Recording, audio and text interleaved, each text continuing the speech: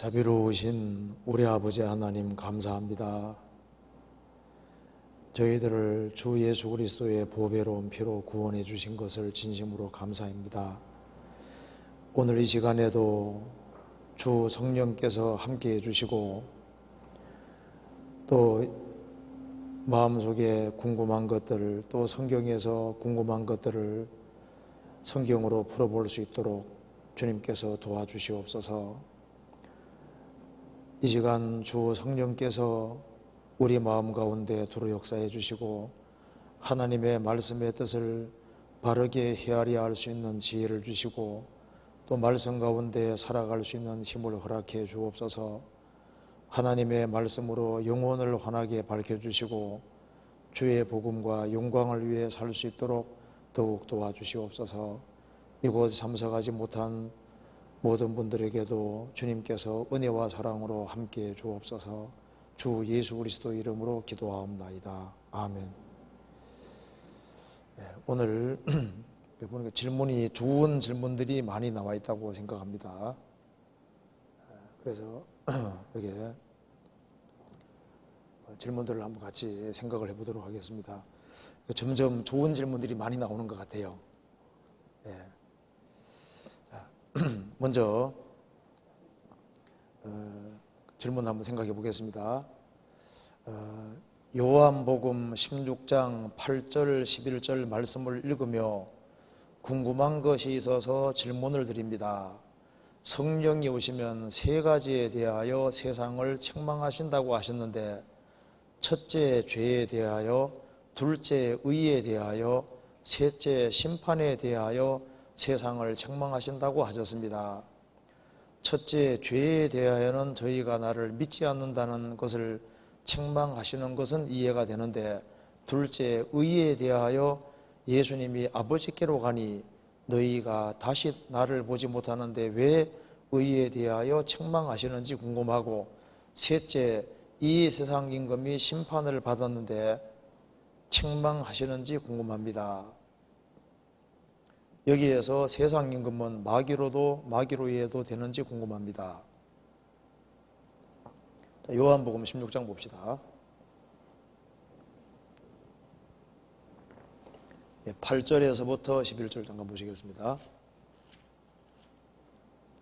16장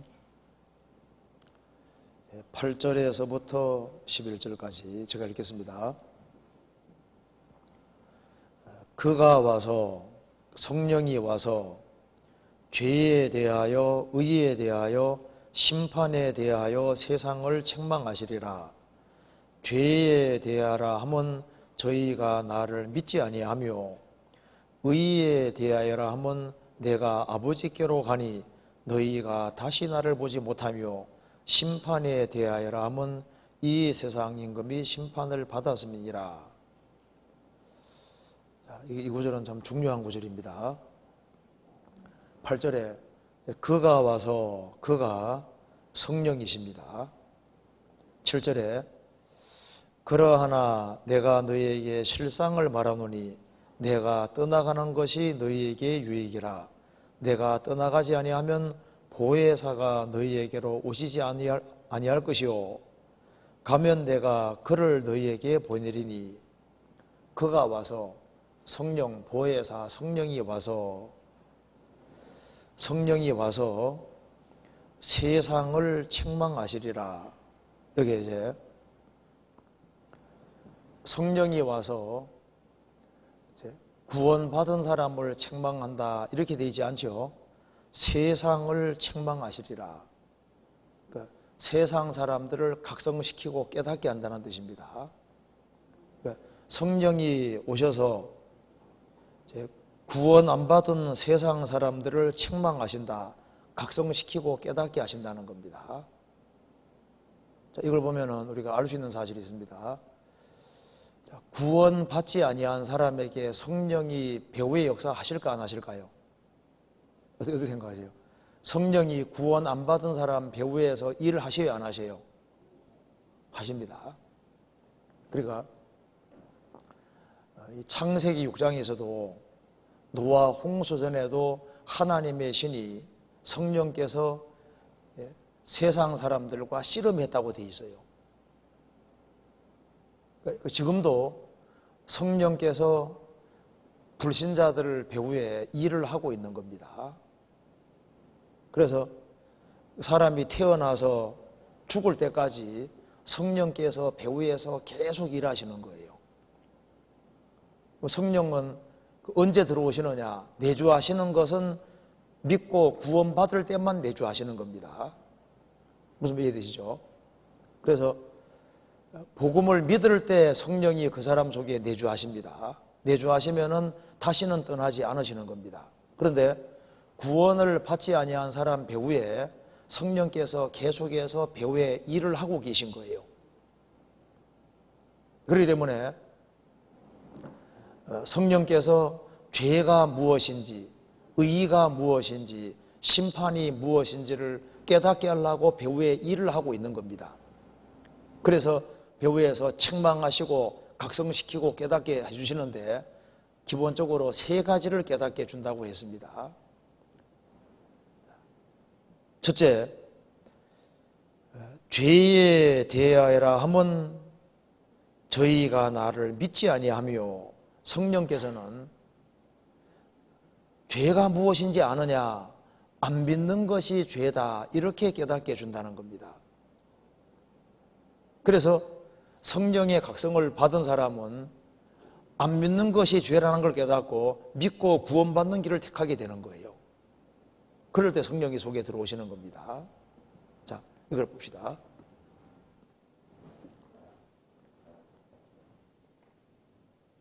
자, 예수님이 십자가에 죽으실 때 다 이루었다 하셨습니다. 예수님은 영원한 숙제를 다 이루셨습니다.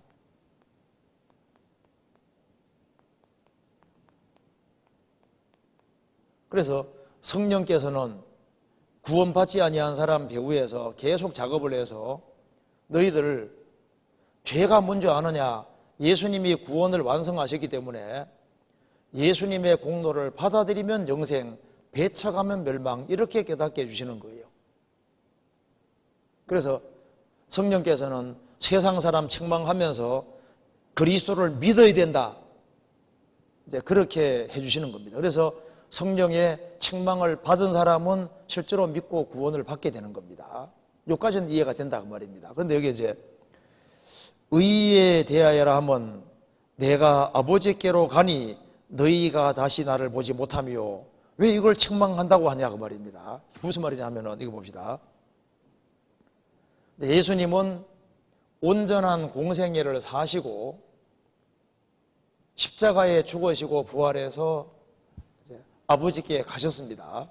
그래서 의에 대하여라 하면 내가 아버지께로 가니 너희가 다시 나를 보지 못하며, 예수님이 부활 승천하시면 지상이 없지 않습니까? 예수님이 부활 승천하신 것이 의다 그 말입니다. 예수님이 우리의 공로로 계시다는 겁니다. 그래서 세상을 책망한다는 것이 뭐냐 하면은 예수님이 부활 승천해서 예수님이 너희 공로로 있는데 왜 너희들이 행위에 기대해서 천국 가려고 하느냐, 행위에 기대해 천국 가려는 걸 포기하고 예수님이 부활 승천해서 우리 공로로 계시니까 예수님의 공로를 받아들여야 된다, 이렇게 책망한다 그 말입니다. 무슨 말이 되세요? 그러니까 안 믿는 걸 책망하시고, 그리고 자기 행위에 기대해서 천국 가려고 하는 사람들, 자기 공로에 기대해 천국 가려고 하는 사람들, 그런 사람들을 책망하시면서 예수님이 우리 공로로 계시니까 너희 공로를 포기하고 예수님 공로 받아들이라, 이렇게 책망하신다 그 말입니다. 이해되세요? 심판에 대하여라 하면 이 세상 임금이 심판을 받았음이니라. 이 세상 임금은 마귀입니다. 그러니까 예수님이 십자가에 못 박히신 이 자리가 사실 예수님은 죽으시고 부활하셨기 때문에 누가 심판받은 자리냐 하면은 마귀가 심판을 받은 자리입니다. 그래서 마귀가 심판을 받았기 때문에 마귀의 권세 아래에 있는 모든 사람들은 자동으로 어떻게 되는 겁니까? 심판이다 그 말입니다.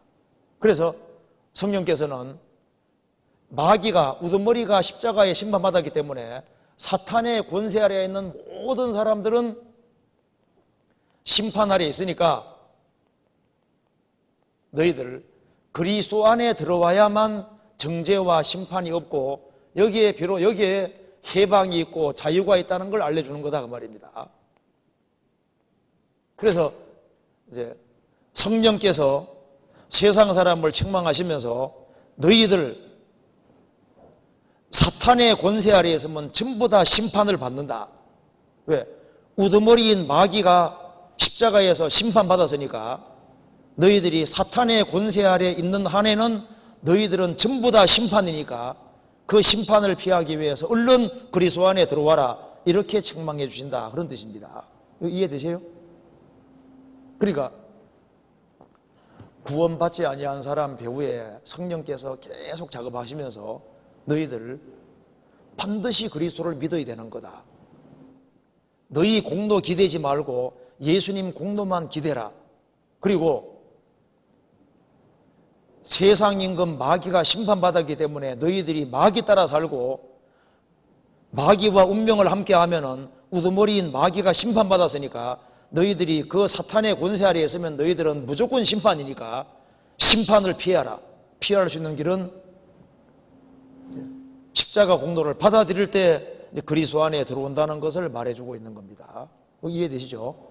그래서 여기에 세상 임금은 마귀를 가르치고 있습니다. 요한복음 12장 보시겠습니다. 12장 31절. 이제 이 세상에 심판이 이르렀으니 이 세상 임금이 쫓겨나리라. 이제 이 세상에 심판이 이르렀으니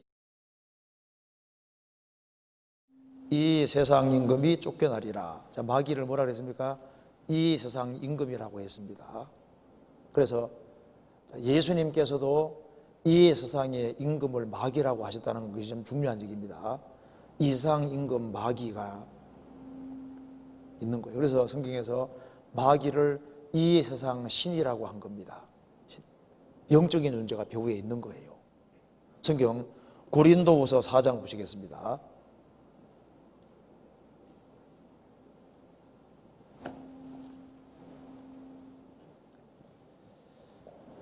(4장 3절)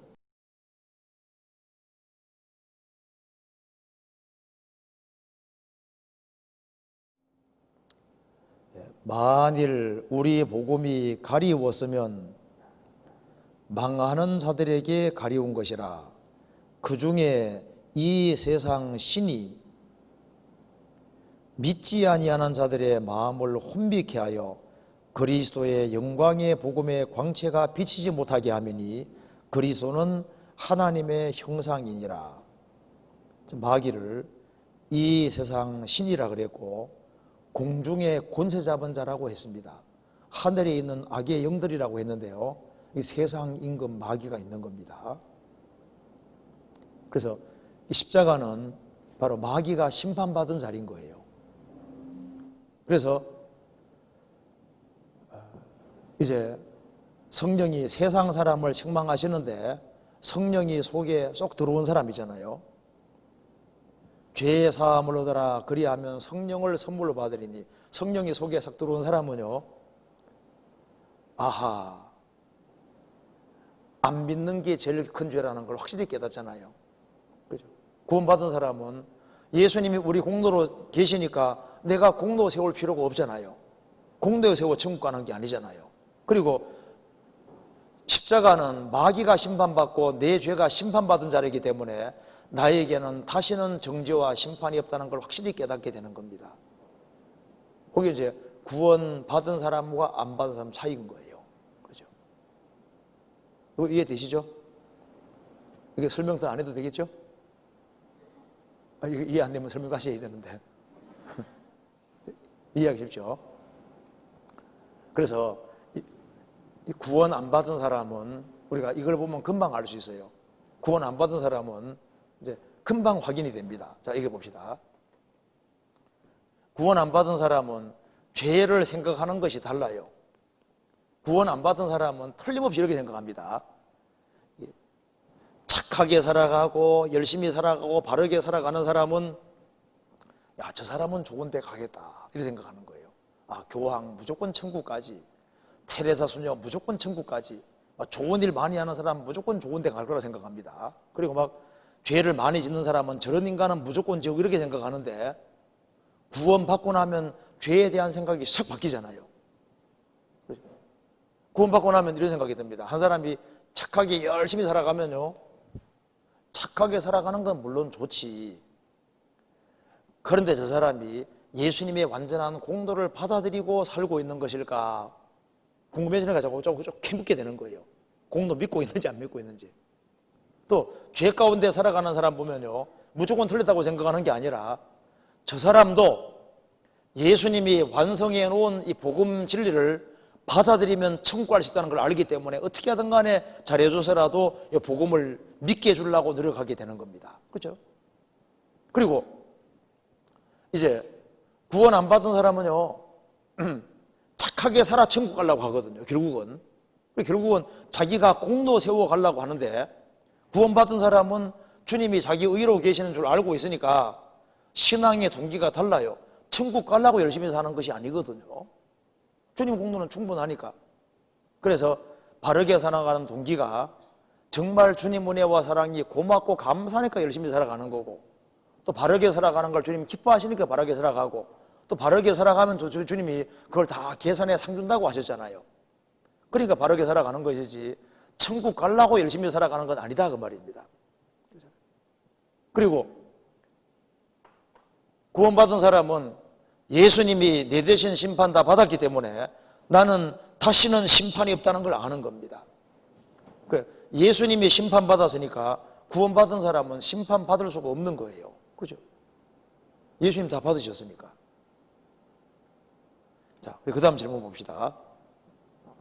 마태복음 25장 21절에서 28절은 각자의 달란트에 따라 최선을 다하면 주님은 똑같이 칭찬해 주신다는 내용입니다. 그러나 누가복음 19장 11절에서 22절은 각자 남긴 것에 따라 상급이 다르니 주님을 위해 힘써 노력해야 함을 말씀해 주십니다. 그러면 달란트가 적은 자는 억울하지 않나요? 억울할 게 없습니다. 자, 왜 그러냐면 봅시다. 자, 이 마태복음 25장 봅시다. 달란트 비유 먼저 봅시다.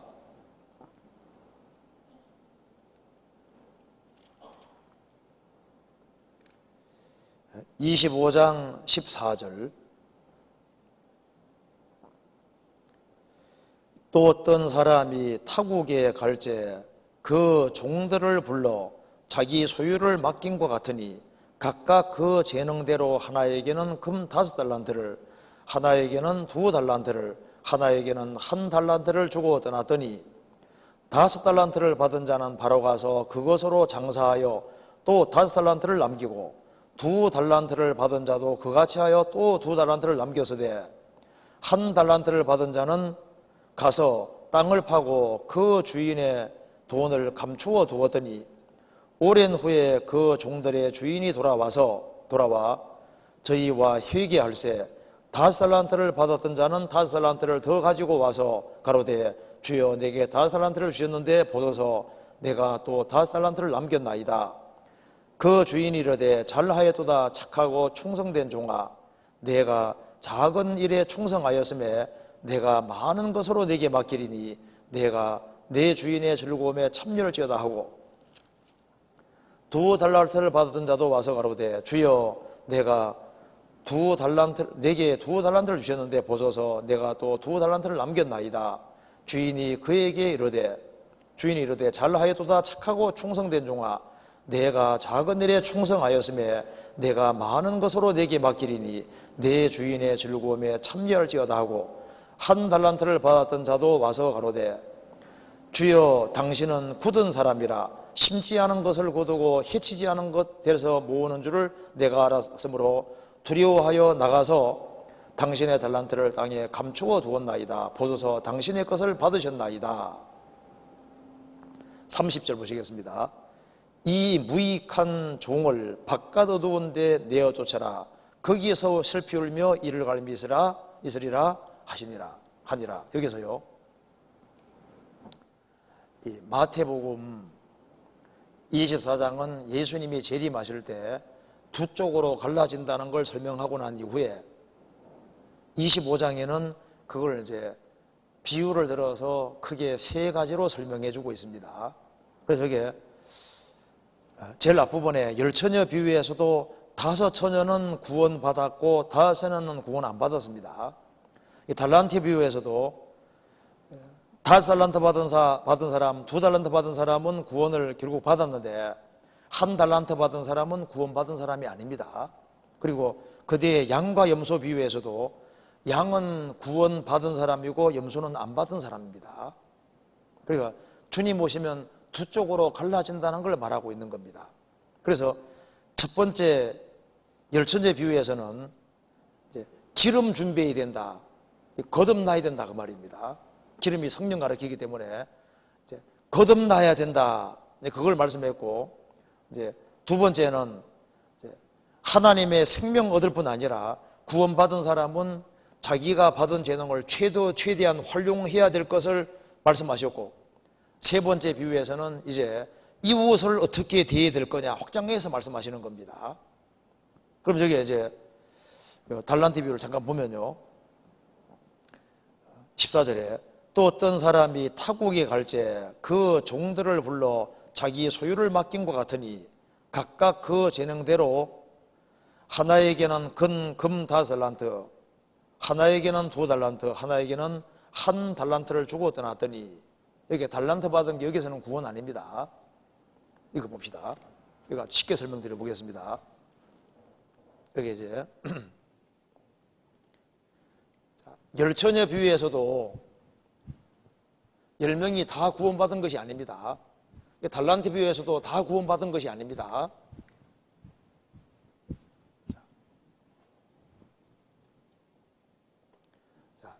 재능 따라서 한 사람에게는 5달란트, 한 사람에게는 2달란트, 한 사람에게는 1달란트를 주셨다는 겁니다. 사람은, 특별히 이스라엘 사람들은 날 때부터 하나님의 택하심 받은 백성이고 하나님께서 많은 달란트와 재능을 주셨습니다. 구원받지 아니한 사람도, 이방인도 많은 달란트가 주어져 있는데, 사람은 하나님의 형상대로 지음받았기 때문에 그 속에 영이 있고 양심이 있고 하나님을 찾는 마음이 있고, 그리고 속에서 영혼 문제를 해결하자 마음이 계속 올라오게 돼 있는 거예요. 정도 차이가 있지만은. 그래서 여기에 5달란트 받은 사람이 5 남겼다고 했습니다. 5을 남겼다. 남겼다는 말 속에 구원이 포함되어 있는 겁니다. 왜냐하면 구원받지 아니하고는 남길 수가 없거든요. 그러니까 이게 무슨 말이냐면은 5달란트 받은 사람은 이 재능을 활용해서 구원을 받고 재능을 최대한 활용해서 5 남겼다는 겁니다. 2달란트 받은 사람도 자기가 받은 재능을 활용해서 구원을 받고 그 다음에 2달란트를 남긴 거예요. 1달란트 받은 사람은 어디에 묻어뒀습니까? 땅 속에 묻어뒀다 그랬죠? 땅에 딱 묻어뒀습니다. 쉽게 말해서 하나님의 형상대로 지음받은 인생이 육체가 전부라고 생각하고 육체보다 엄청 귀한 영혼이 속에 있잖아요. 그런데 땅에 묻어뒀다고 했습니다. 그러니까 모든 재능을 하나도 활용하지 않고 땅에 딱 묻어뒀다는 게 뭐예요? 오로지 땅의 것을 추구하고 생을 사는 것을 가르치는 거예요. 그러니까 이 사람은 구원도 안 받고 남기지도 않은 겁니다. 그러니까 쫓겨나는 게 당연하잖아요. 무슨 말 이해되시죠? 그러니까 사람은 일생 살아가면서 영혼이 주어져 있고 신찾는 마음이 주어져 있고 하나님이 성경도 주시고 믿을 수 있는 기회를 주시잖아요. 그러니까 사람은 그걸 활용해서 그 사람이 구원받고 난 이후에 자기가 받은 재능을 최대한 활용해서 하나님께 영광을 돌려야 되는 거예요. 그런데 이 5달란트, 2달란트 받은 사람은 구원받고 5 남기고 2달란트 받은 사람은 구원받고 2를 남겼다 그 말입니다. 그런데 그랬을 때 이 두 사람에게 칭찬이 똑같이 되지 않습니까? 한번 봅시다. 여기에 21절 보시겠습니다. 5달란트 받은 사람에게 5 남긴 사람에게 말씀하시죠. 그 주인이 이르되 잘하였도다 착하고 충성된 종아 내가 작은 일에 충성하였음에 내가 많은 것으로 내게 맡기리니 내 주인의 즐거움에 참여할지어다 하고 그 다음 그 뒤에 봅시다. 23절 2 남긴 사람에게 그 주인이 이르되 잘하였도다 착하고 충성된 종아 내가 작은 일에 충성하였음에 내가 많은 것으로 내게 맡기리니 내 주인의 즐거움에 참여할지어다 하고 칭찬이 똑같이요. 그러니까 5달란트 받은 사람은 구원받고 최선 다해서 5을 활용한 거예요. 2달란트 받은 사람들도 이제 2를 남긴 겁니다. 1 달란트 받은 사람은 구원받고 1 달란트 남기면은요 칭찬이 똑같잖아요. 자, 그럼 여기 봅시다. 5달란트 받은 사람이 2 남기면 어떻게 될까요? 남기긴 남겼을지라도 이 사람보다는 칭찬을 크게 받을 수 없는 거예요. 그렇죠?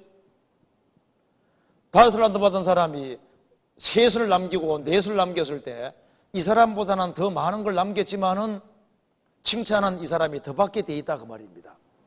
그렇잖아요.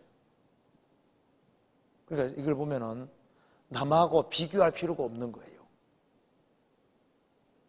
이 세상 평가하고 주님 평가가 상당히 다르다는 걸 알 수 있습니다. 예를 들어 봅시다. 어느 사람 막 머리가 막 엄청 좋거든요. 공부 조금 해도 100점 나와요. 어느 사람 막 머리가 나빠가지고 막 아무리 공부 열심히 해도 60점밖에 안 나와요. 사람은 100점 맞은 사람을 칭찬해 주겠지만 주님은 아닙니다. 하나님은 사람을 정확히 평가할 수 있는 능력이 있는 분인 거예요. 그래서 과부가 부자는 풍족한 중에 많이 넣었지만은 가난한 과부는 가난한 중에 부차한 중에 2랩돈을 집어넣었을 때 주님이 최고 많이 집어넣었다 그랬죠? 그러니까 주님 평가가 완전히 다른 거예요. 그러니까 주님은 양으로 계산하는 분이 아니라는 걸 알 수 있잖아요. 그리고 여기에 1 달란트 받은 이 사람은 땅에 감춰뒀다는 것이 뭐예요? 천년 활용하지 않은 겁니다. 그러니까 하나님 형상대로 지음받은 사람이 그 달란트를 땅에 감춰뒀다는 게 뭐예요? 오로지 육체가 전부라고 생각하고 땅의 것을 추구하고 눈에 보이는 것을 추구하고 살아가는 사람들, 어떤 사람 보면요 정말 세상적으로 재능이 많아요. 그래서 구원을 받아야 되는데 영적인 건 활용을 전혀 하지 아니하고 오로지 모든 재능을 땅에만 투자하는 사람 있잖아요. 금세만. 그 사람은 1 달란트를 가지고서 활용 전혀 안 하는 사람하고 똑같은 거예요. 그래서 사람으로 태어난 이상 사람은 영혼이 주어져 있고 또 우리 시대에 믿을 수 있는 기회가 주어져 있기 때문에 최대한 활용해서 구원을 확실하게 받고 구원받은 이후에 자기가 받은 분량 안에서 최선 다해 생을 살아가는 게 필요하다 그 말입니다. 남하고 비교할 것이 없어요. 자기 주어진 위치 안에서 최선 다하는 것이 필요한 겁니다. 그러면 여기에 그 다음에 이제 누가복음 19장에 그 문화 비유가 나오는데 문화 비유는 또 마태복음하고 성격이 완전히 다릅니다. 누가복음 19장 봅시다.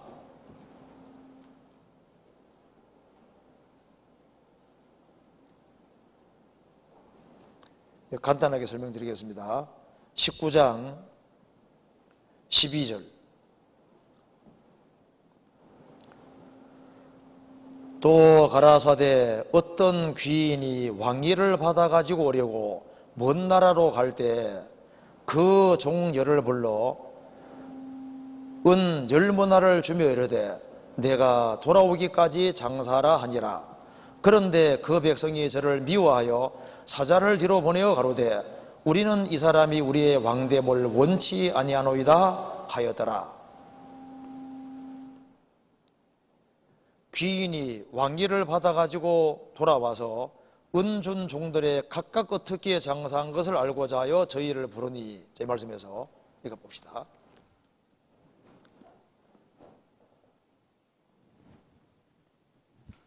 이 말씀에서 귀인은 누굽니까? 예수님. 자, 귀인이 왕위를 받아가지고 오려고 먼 나라로 갈 때 그 종 10명을 불렀다. 여기 이제 귀인의 10명의 종이 있습니다. 10명의 종은 구원받은 그리스도인을 가르치고 있습니다. 그걸 왜 알 수 있냐 하면은 그 뒤에 보면은 그런데 14절에 그런데 그 백성이 저를 미워하여 사자를 뒤로 보내어 가로되 우리는 이 사람이 귀인이 우리의 왕됨을 원치 아니하노이다 하였더라. 그러니까 10명의 종들은 이 귀인을 자기의 왕으로 영접한 사람들입니다. 그런데 이 백성들은 예수님이 왕되는 걸 원치 않았는데, 이 백성들은 예수님이 왕되는 걸 원치 않는 백성들은 예수님이 재림하시니까 뭐로 바뀌었습니까? 원수로 바뀌었습니다. 그 뒤에 봅시다. 27절 그리고 나의 왕됨을 원치 아니하던 저 원수들을 이리로 끌어다가 내 앞에서 죽이라 하였느니라. 그리고 나의 왕됨을 원치 않던 저 원수를, 백성이었는데 예수님 재림할 때까지 안 믿으니까 원수가 됐고, 원수들을 내 앞에 죽이라, 그 말은 뭡니까? 죽이라 그 말은 둘째 사망 불못을 가리키는 거예요. 하나님의 심판받고 지옥 가는 겁니다. 그런데 여기에 주님께서 10명의 종들의 귀를 뚫어놓고 내가 돌아오기까지 뭐 하라고요? 장사하라. 장사하라 그 말은 이윤을 남기라, 그런 뜻인 겁니다. 그래서 귀인이 왕기 받아가 돌아왔을 때 10명의 종들은 크게 세 부리로 갈라졌던 겁니다. 그래서 장사미천으로 한 문화씩을 줬는데요, 한 사람은 한 문화를 활용해서 10문화를 만들었습니다. 하나가 불어서 10개가 된 겁니다. 그래서 주님께서 칭찬해 주시면서 10골 권세를 차지하라 이렇게 말씀하셨습니다. 이 문화는 우리나라 돈으로 한 300만 원 내지 500만 원 됩니다. 이걸 이제 활용해서 10문화를 만드니까 10골 차지하라고 했습니다. 한 사람은 한 문화로 5문화를 만들었습니다. 너도 5골 차지하라. 한 사람은 한 문화를 수건에 싸두고 그냥 가져왔어요. 그래서 이 사람은 아무 상이 없게 되었습니다. 자, 하나가 불어 5개 됐는데 예수님 말씀하시기를, 야, 너 참 머리 나쁘다. 너 이 은을 은행에 딱 예치해 두면은 이자가 나오는데 너 왜 이자도 없느냐? 이 사람 은행에 예치만 해두면은 이자가 나오니까 한 문화도 안 뺏기고 이자까지 더 붙으니까 골 하나에다가 플러스 하나가 되지 않습니까? 그렇죠? 그럼 이 사람은 은행에 예치만 해놔도 부끄럽게 안 되는 거예요. 은행이 장사 잘하는 은행이 어디입니까? 교회입니다. 교회. 교회 자리만 잘 차지하고 있어도 이자가 나오는데 너는 왜 의지도 없느냐? 구원받고 구원받은 무리 가운데 잘 붙어있기만 해도 도시 하나는 그냥 굴러 들어오는 거예요. 여기에 문화가 뭘 가르치냐 하면은 기본 상급을 가르치는 겁니다. 자, 그런데 보세요. 여기 이제 질문 내용이 좀 중요한 겁니다. 여기 이제 질문 내용이 누가복음 19장에는 각자의 남긴 것에 따라 상급이 다르니 주님을 위해 힘써 노력해야 함을 말씀해 주십니다. 그럼 달란트가 적은 자는 억울하지 않나요? 아닙니다. 적은 달란트를 가진 사람이라 할지라도 자기 위치에서 최선 다해 하면요, 얼마나 남긴 것이 되는 거예요. 아세요? 5달란트 받은 사람이 최선 다해서 살아가면은 얼마나 남긴 것이 되는 겁니다. 무슨 말 이해되세요? 그러니까 주님께서 내가 지극히 작은 거 충성했다, 큰 거 충성할 뿐 아니라 지극히 작은 거 충성했다. 그 무슨 말입니까? 자기가 받은 달란트와 재능을 가지고서 최선 다해 살은 걸 말하는 거예요. 그러니까 저 위에 가보면요, 우리 생각 같아서는 막 상인 자체가 막 뒤바뀌는 경우가 많을 겁니다. 그러니까 남 부러워할 게 없어요. 우리 어떤 생각할 게, 전도하는 사람 상 많이 받겠다. 안 그럴 수도 있습니다. 오히려 봉사회장이 더 많이 받을 수도 있어요. 어머니회장이 더 많이 받을 수도 있습니다. 그러잖아요. 왜냐하면 자기 받은 분량 안에서 최선 다해 살아가는, 그걸 주님 원하시는 거예요. 무슨 말이 되세요? 하나님이 사람을 다 다르게 만드셨는데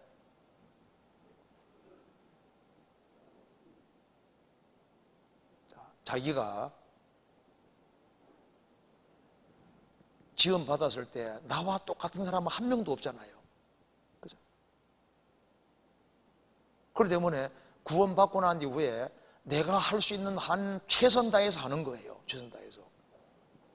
과부는 구차한 중에 정말 둘의 돈밖에 안 되는데 그게 자기 생활비 전부이기 때문에 그걸 주님께 드리잖아요. 주님 말씀하시기를 최고 많이 드렸다 그랬거든요. 그러니까 어떤 사람은 어려운 중에 정말 진지하게 신앙생활을 합니다. 그래서 주님 보실 때 그 하루를 최선 다해 살아갈 때 주님이 그걸 크게 보시는 거예요. 큰일을 해야만 큰일이 아닙니다. 그러니까 자기 분량 안에서 최선 다했을 때 칭찬이 똑같잖아요. 그러니까 2달란트 받은 사람은 2 남길 때 주님 앞에 가면은 틀림없이 큰 칭찬 받게 돼 있는 거예요. 5달란트 받은 사람이 자기는 받은 재능이 많다고 해서 대충대충 하면서 2달란트 받은 사람보다는 많이 남기니까 나는 더 큰 상 받을 거다. 가보면은 아닐 거다 그 말입니다. 그래서 자기가 받은 재능 안에서 자기 주어진 일을 꾸준히 성실하게 하는 그것이요, 최선 다해서 하는 그게 중요한 거예요. 그래서 성경은 배우면 배울수록 이거 남 쳐다볼 게 아니다.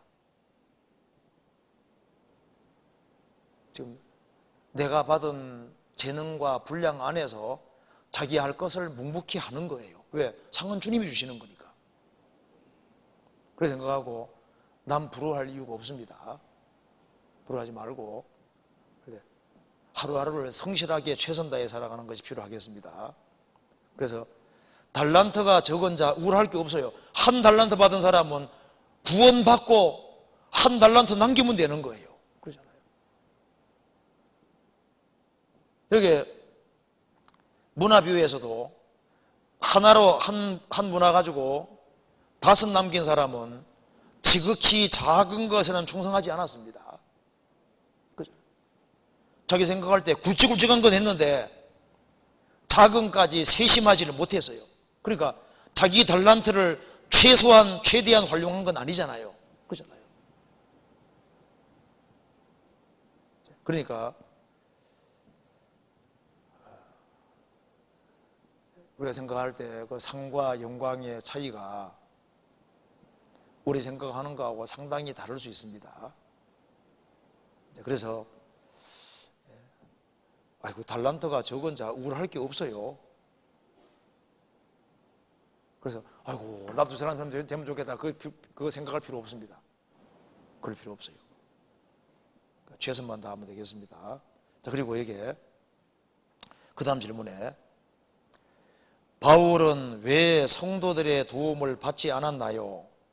성도들도 희생함으로써 하늘의 상금을 쌓는다는 생각으로 바울에게 베풀었을 텐데 왜 굳이 바울은 힘든 와중에서도 일을 하며 복음을 전했나요? 지금이야 바울이 위대하다는 걸 알지만은 초대교회 성도들이 바울을 제대로 알아봤으면 얼마나 좋았겠어요. 그런데 못 알아봤습니다.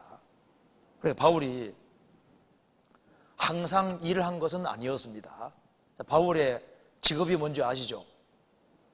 장막 깁는 일을 했습니다. 그런데 항상 장막 깁는 일을 한 것은 아니고 귀에 있을 때마다 장막 깁는 일을 했던 겁니다. 그런데 여기 이제 질문 중에 좀 좋은 질문이 바울은 왜 성도들의 도움을 받지 않았나요? 바울을 도와준 성도들도 있습니다. 그런데 대다수는 바울을 잘 못 알아봤어요. 신약 성경을 14권 기록한 위대한 바울 사도를 잘 못 알아봤습니다. 그래서 가장 육신적인 교회가 고린도 교회죠. 그 고린도 교회가 바울 사도를 판단하고 바울 사도에 대해서 잘못된 생각을 가지고 있었습니다. 그리고 거짓 일꾼들에게 이간돼서 그 바울 사도를 멀리하고 바울 사도에게 마음 닫기도 했습니다. 그렇잖아요. 자, 성경 한번 찾아봅시다. 고린도전서 4장 보시겠습니다.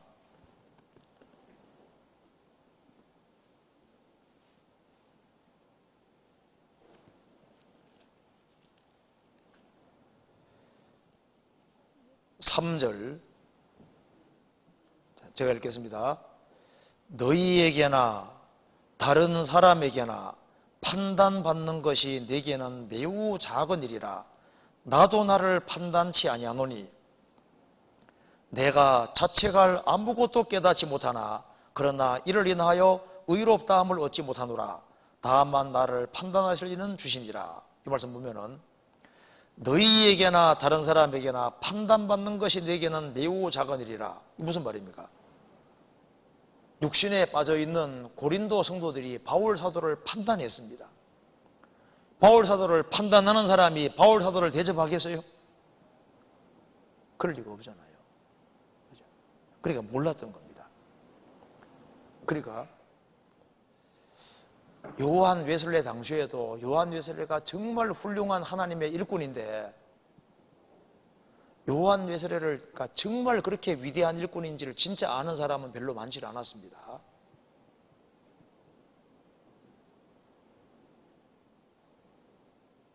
그래서 여기에 이 바울 사도를 참 대접을 잘해주면 참 얼마나 상을 많이 받았겠어요. 그죠? 그런데 바울 사도를 대접해주기는커녕 나중에는 다 많이 버립니다. 성경 찾아봅시다. 디모데후서 4장. 디모데후서 4장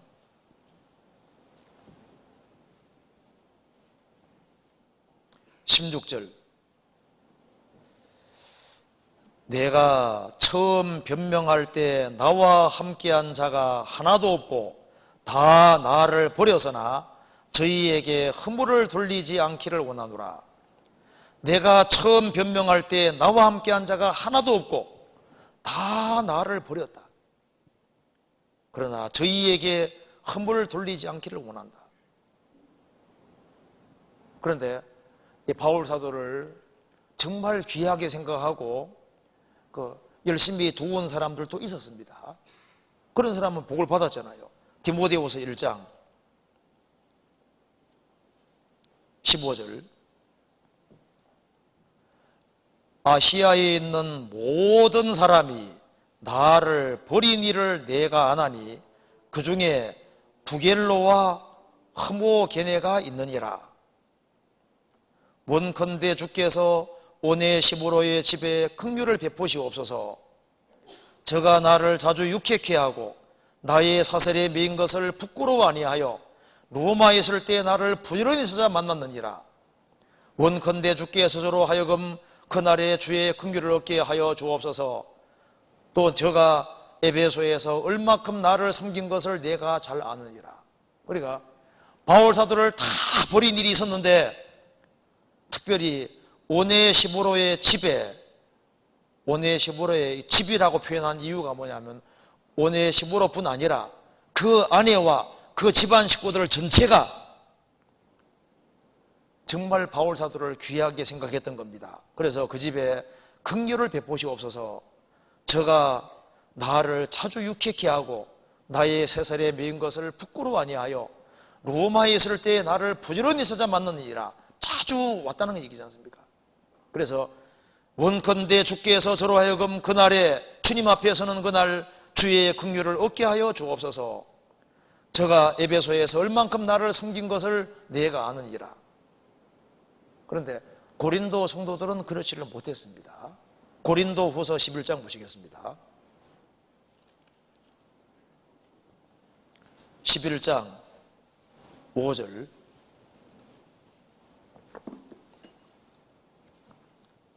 바울 사도가 이렇게 얘기했습니다. 내가 지극히 큰 사도들보다 부족한 것이 조금도 없는 줄을 생각하노라. 내가 비록 말에는 조라나 지식에는 그렇지 아니하니 이것을 우리가 모든 사람 가운데서 모든 일로 너희에게 나타내어노라. 내가 너희를 높이려고 나를 낮추어 하나님의 복음을 값없이 너희에게 전함으로 죄를 지었느냐? 내가 너희를 섬기기 위하여 다른 여러 교회에서 요를 받은 것이 탈취한 것이라. 이게 무슨 말이냐면은 이 고린도 성도들이 바울 사도를 천년 돕지를 않았습니다. 그래서 바울 사도를 돕는 사람들은 다른 교회 사람들이 도왔던 거예요. 그래 다른 교회 성도들이 이제 도와준 것이 탈취한 것이라. 그러니까 이게 이제 아주 과격하게 표현하는 겁니다. 나는 그런 사람이 아니라는 걸 강조하고 있는 거예요. 내가 다른 교회에서는 도움받았을지라도 너희에게는 천년 도움받지 않았다. 왜? 신앙이 그렇게 안 돼 있는 거예요. 그래서 9절에 또 내가 너희에게서 용도가 부족하되 아무에게도 누를 끼치지 아니함은 마케도냐에게서 온 형제들이 나의 부족한 것을 보충하였음이니라. 내가 모든 일에 너희에게 피해를 끼치지 않기 위하여 스스로 조심하였거니와 또 조심하리라. 이 말을 보면은 바울 사도가 신약 성경을 14권 기록한 사람인데 바울 사도를 몰랐잖아요. 나중에는요, 이 바울 사도 이간이 돼가지고 엉뚱한 거짓 일꾼들의 말을 듣고 있는 거예요. 그래서 바울 사도가 너희들 제발 마음을 넓히라. 우리가 너희에게 잘못한 것이 없다. 그렇게 말하면서 얘기했잖아요. 그런데 이 당시에도 바울 사도가 복음 전할 때 적극적으로 후원하는 사람들도 많이 있었습니다. 빌립보서 4장 보시겠습니다.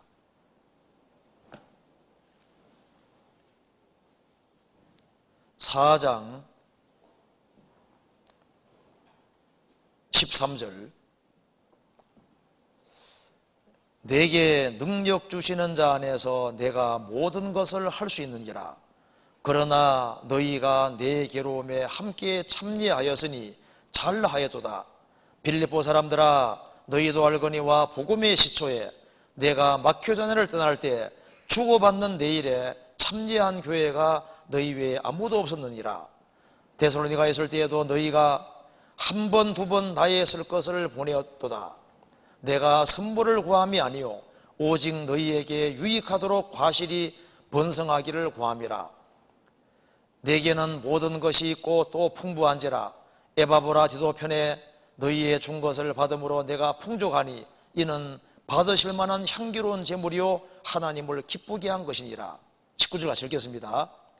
나의 하나님이 그리스도 예수 안에서 영광 가운데 그 풍성한 대로 너희 모든 쓸 것을 채우시리라. 그러니까 이 바울 사도가 전도를 할 때 그 지역 다니면서 많은 교회를 세우지 않습니까? 그때 물질양면으로 밀어준 것이 지금 입장에 봤을 때는 대단한 거잖아요. 그처럼 지금도 복음이 전해지는 그곳에 적극적으로 협력하는 그것이 그게 지혜인 겁니다.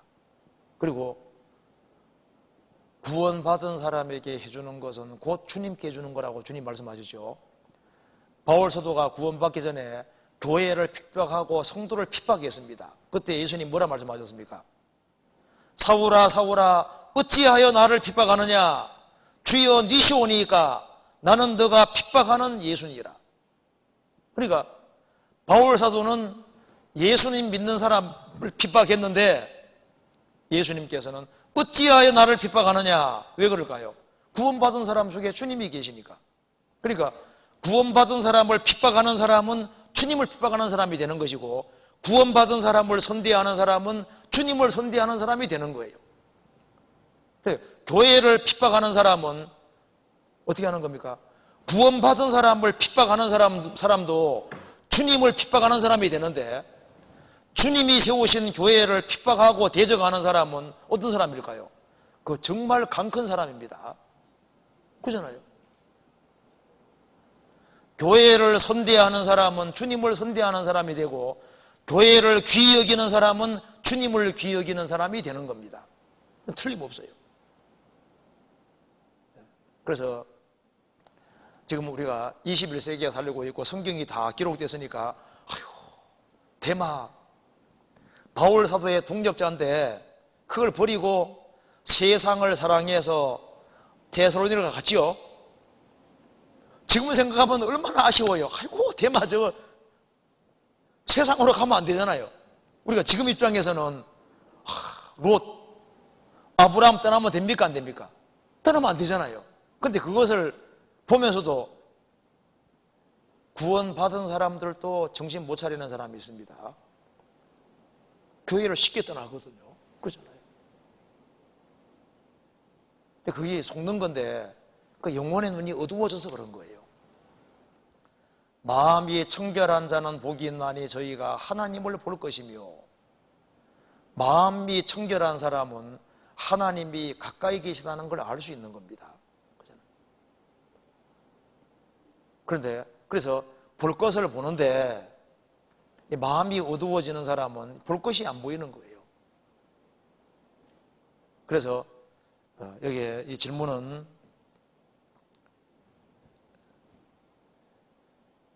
성도들도 희생함으로 하늘의 상금을 받는다는 생각으로 바울에게 베풀었을 텐데 그랬으면 오죽 좋겠어요.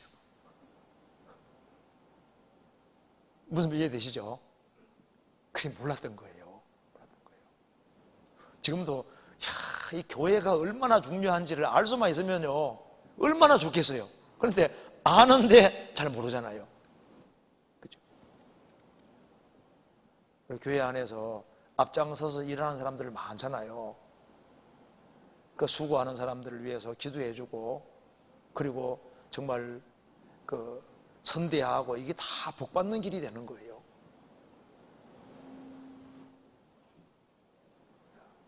그래서 성도가 귀합니다. 상 받으려면 아주 간단해요. 상 받을 일이 얼마나 많아요. 성도에게 잘하면 되는데, 냉수 한 그릇 떠준 것도 상을 안 잃는데 상 안 잃는다는 말이 무슨 말일까요? 자, 냉수 한 그릇 떠준 것도 상을 안 잃는다는 뜻이 뭘까요? 뜻이 뭘까요? 저기 주님이 영원히 기억하신다는 뜻인 거예요. 그죠? 그리고 그것이 주님 앞에 가면 다 드러나게 되고 모든 성도들이 다 알게 되는 거예요. 그러잖아요. 지극히 작은 선행을 한 것 자체가 저희 위에 다 드러나게 되는 겁니다. 자, 그렇게 이해하면 되겠습니다. 그 다음에 질문 봅시다. 또 여기 또 질문 이게 나와 있네요. 봐요. 롯이 아브라함에게 불평을 계속했지만 아브라함은 절대로 롯을 소돔으로 보내어서는 안 되었다는 생각이 듭니다. 빌라도도 이스라엘의 원성과 비난에 시달려 인정에 끌려 결국 예수님을 십자가에 못 박았습니다. 아무리 힘들고 어렵고 불평하고 눈치가 보이더라도 옳은 것은 옳다고 말해줘야 하지 않나요? 상담을 하다 보면 제 불평을 솔직히 털어놓는데 그때마다 계속 하세요 보단 이제 좀 쉬셔도 돼요 라는 말을 자꾸 듣습니다. 여기 이제 아브라함이 믿음의 사람인데 자기 조카 롯이 소돔으로 가려고 할 때 그걸 보내서는 안 되었다는 생각이 든다. 그래서 붙잡아야 되는데 왜 끝까지 안 붙잡았느냐, 그런 아쉬움이 있다 그 말입니다. 그게 이제 애들이면 가능한데 어른 되면 그게 잘 안 됩니다. 이게 좀 중요한 질문입니다. 한번 찾아봅시다. 창세기 한번 봐봐요. 아브라함이 설득을 안 했을 리가 없어요. 근데 이게 중요한 것이 이겁니다. 여기 봐봐요. 창세기 12장 봅시다. 12장 4절 보세요.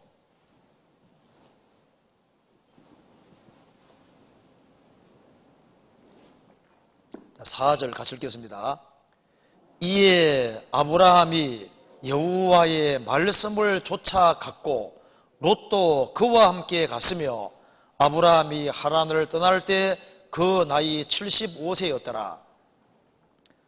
자, 아브라함은 여호와의 말씀을 쫓아갔고 롯은 여호와의 말씀을 쫓아가는 것보다는 자기 아버지가 일찍 돌아가셨기 때문에 삼촌 아브라함을 아버지처럼 생각을 하고 따랐던 거예요.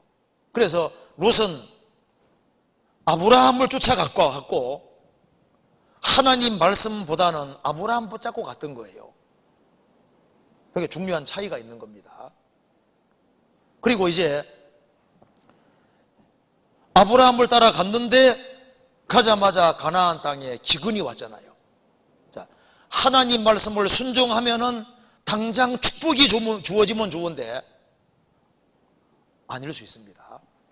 아브라함이 하나님 말씀에 순종하니까 가나안 땅에 가니까 기근이 왔잖아요. 그렇죠? 우리가 하나님 말씀대로 하면은 형통하냐? 아닌 경우가 있습니다. 하나님 말씀대로 하면 오히려 어렵게 되는 상황도 생기는 거예요. 무슨 말이 되죠? 그래서 하나님 말씀을 순종해도 오히려 더 어렵게 될 수 있는 경우가 있습니다. 그래서 이제 아브라함이 기근이 심하니까 기근 피해서 에집트로 내려가게 됩니다. 에집트에 내려갔다가 아내 빼앗길 뻔했지 않습니까? 아주 혼이 나서 이제 가나안 에집트에서 돌아오게 되는 겁니다. 그런데 이 당시에 에집트가 아주 융성한 도시입니다. 도시니까 아브라함은 이제 애굽에 내려갔다가 오면서 다시 신앙이 완전히 회복이 됐습니다. 창세기 13장에 보면은 아브라함은 처음 단사한 곳에서 여호와 이름을 부르고 신앙이 완전히 회복이 됐어요. 그런데 롯은 달랐습니다. 롯은 아브라함과 같이 갈대아 우르에 살던 사람이잖아요. 우르가 그 당시에 아주 화려한 도시였습니다. 그리고 이제 아브라함 따라서 이제 하란까지 왔는데 하란은 사통팔달 도시입니다. 하란은 굉장히 융성한 도시고 살기가 아주 좋은 도시고 교통의 요지고 그래서 아브라함의 아버지 데라가 아예 물 앉아 버렸잖아요. 그래서 도시 생활에 좋게 있었던 겁니다. 롯도. 그런데 이제 아브라함 따라서 이제 가나안 땅에 왔는데 이집트에 내려가 보니까 이집트는 더 발달된 도시거든요. 그러니까 이제 우르에 살다가 하란 살다가 그 다음에 가나안 땅 들어왔는데 기근 피해서 이집트에 내려가서 보니까 이집트가 보통 도시가 아닌 거예요. 그래서 롯은 이집트에 들어갔다가 나오는 사이에 마음속에 뭐가 들어갔습니까? 세상 사랑이 들어갔던 겁니다. 세상 사랑이 들어가면 못 말립니다. 그래서 아브라함하고 같이 이제 가나안 땅에 돌아왔을 때 아브라함은 신앙이 회복되지만 롯은 마음속에 도시 생활을 해야 되겠다고 마음을 딱 굳히는 겁니다. 자기 삼촌을 보니까 평생 텐트에 살 사람입니다. 그래서 갈대아 우르에 있을 때도 이 아브라함을 알잖아요. 하나님 땅에 있을 때도 아브라함을 알고 가나안 땅에 들어왔을 때도 아브라함을 알고 아브라함과 같이 오랫동안 살았던 사람이 롯이기 때문에 롯은 아브라함이 마음이 요지부동이라는 걸 아는 거예요. 그래서 이 아브라함하고 계속 살아서는 육신적으로는 별로 좋을 게 없다는 걸 아는 겁니다. 그래서 나는 젊기도 젊은데 아브라함과 같이 평생 텐트에 살아야 될 거냐 생각하니까 아브라함을 벗어나고 싶은 마음이 있는데 구실이 있어야죠. 구실이. 그래서 이제 아브라함의 가축의 목자와 롯의 가축의 목자 사이에 다툼이 생기니까 그 기회를 이용해서 분리되는 길을 택하는 겁니다. 자, 그 뒤에 봅시다. 13장 6절에 보시겠습니다. 그 땅이 그들의 동거함을 용납치 못하였으므로 곧 그들의 소유가 많아서 동거할 수 없음이니라. 그러므로 아브라함의 가축의 목자와 롯의 가축의 목자가 서로 다투고 또 가나안 사람과 브리스 사람도 그 땅에 거하였더라. 이방 사람이 같이 있는 상태에 다투니까 이것이 덕이 안 되잖아요. 그래서 8절에 아브라함이 롯에게 이르되 우리는 한 골육이라 나나 너나 내 목자나 내 목자나 서로 다투게 말자. 내 앞에 온 땅이 있지 아니하냐. 나를 떠나라. 내가 좌하면 나는 우하고 내가 우하면 나는 좌하리라. 자, 왜 이런 제안을 했을까요? 아브라함이 롯을 압니다. 이 롯이 아브라함하고 같이 안 살라고 벌써 눈치를 많이 줄 뿐 아니라 마음과 마음이 서로 비치지 않습니까? 같이 살다 보니 같이 있다 보니까 같이 살 사람이 아닌 거예요. 독립하려고 합니다. 그래서 여기 이제 질문이 아니 그래도 잡아야 되지 않냐고. 아브라함도 사람 속을 잘 아는 사람인데 잡아서 될 것 같으면 안 잡겠어요? 자기 조카인데, 그리고 조카를 얼마나 사랑했으면은 조카가 전쟁통에 잡혀갔을 때 헤브론에서부터 단까지는 최북단이거든요. 그런데 목숨 걸고 조카를 구해오는 거 봐요. 그러니까 롯을 그렇게 사랑한 겁니다. 그러니까 아브라함은 조카 롯을 자기 아들처럼 생각하고 있는 거예요. 그런데 이 롯은 그렇지를 못한 거예요.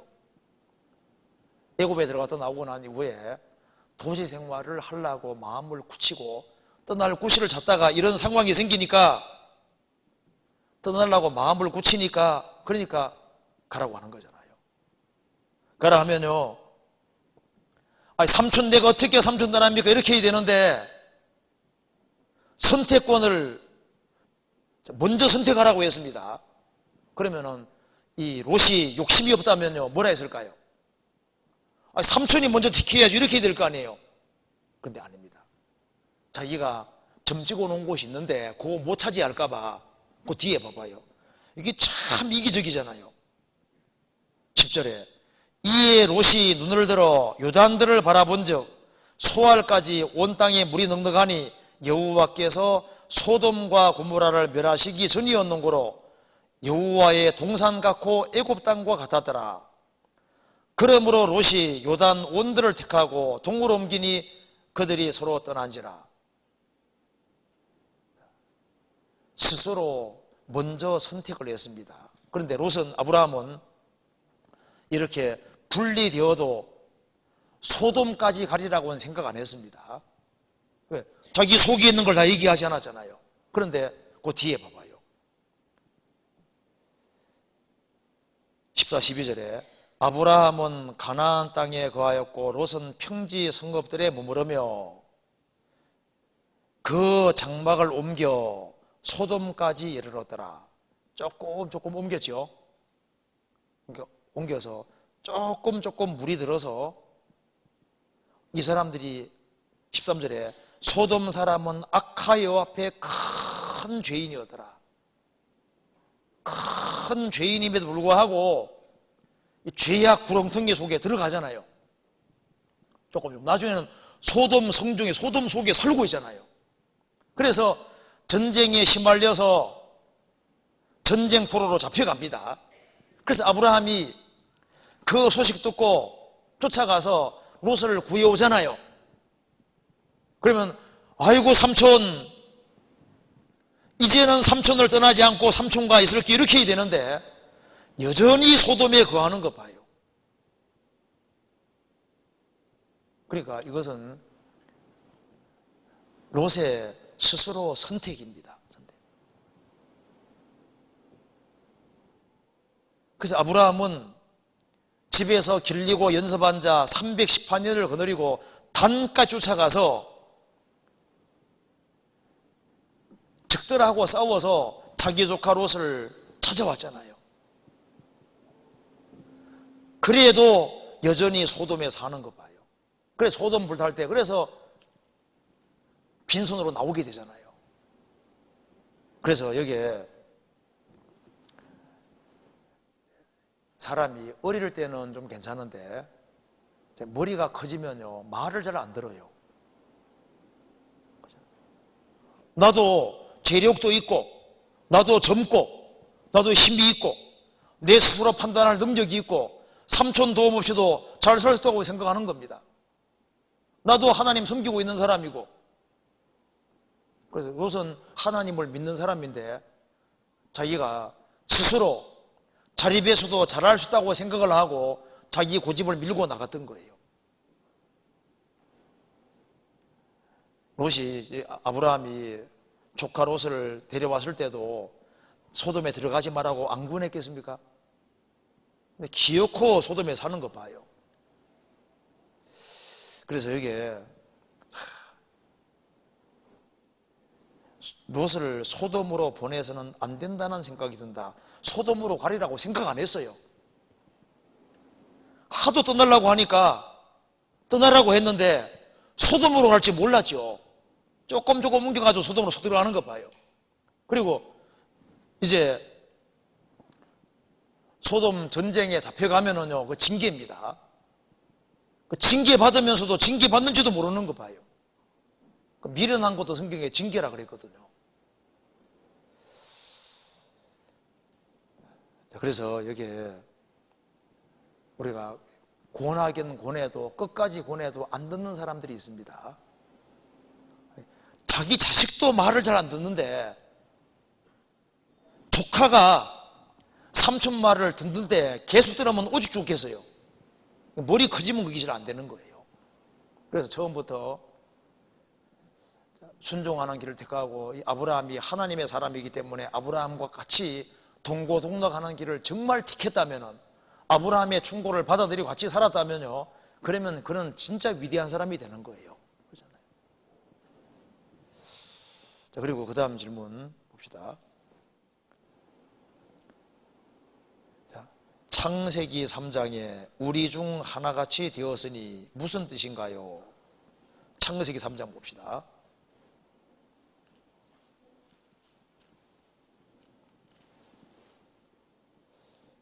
창세기 3장 22절.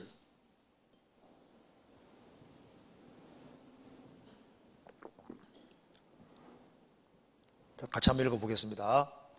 여호와 하나님이 가라사대 보라 이 사람이 선악을 아는 일에 우리 중 하나같이 되었으니 그가 그 손을 들어 생명나무 실과도 따먹고 영생할까 하노라 하시고.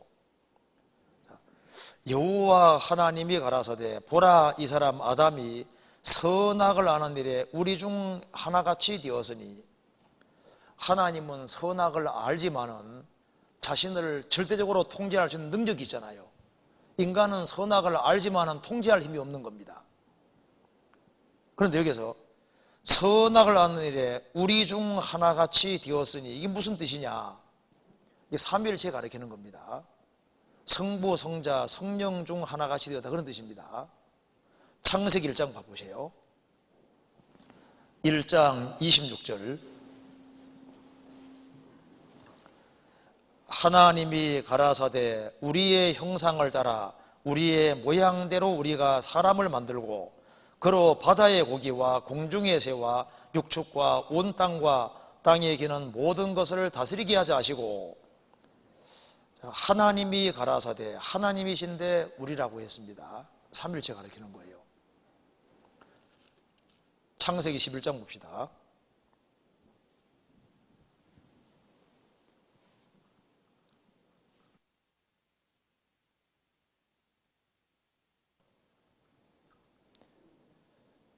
육 절 보시겠습니다.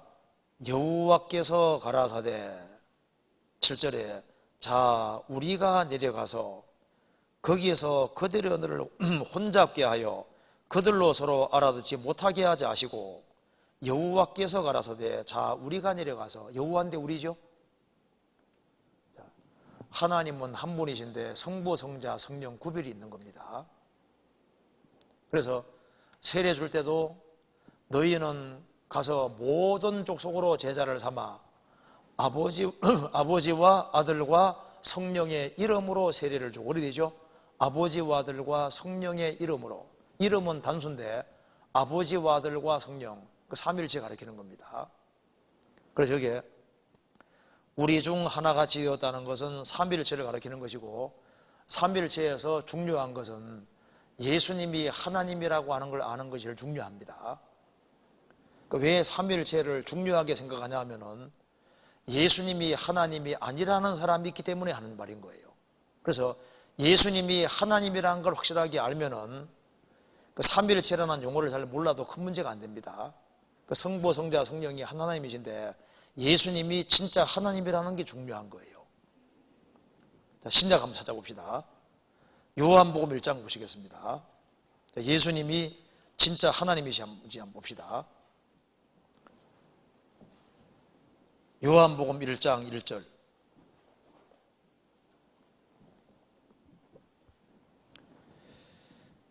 태초에 말씀이 계시니라. 로고스입니다. 예수님입니다. 이 말씀이 하나님과 함께 계셨으니, 성부와 성령과 함께 계셨으니 이 말씀은 곧 하나님이시니라. 삼일체 하나님이시라는 겁니다. 그가, 말씀이 태초에 하나님과 함께 계셨고 성부와 성령과 함께 계셨고 만물이 그로 말미암아 지은 바 되었으니 지은 것이 하나도 그 없이는 된 것이 없느니라. 그러니까 우리 중 하나가 지었다는 말하고 똑같은 말입니다.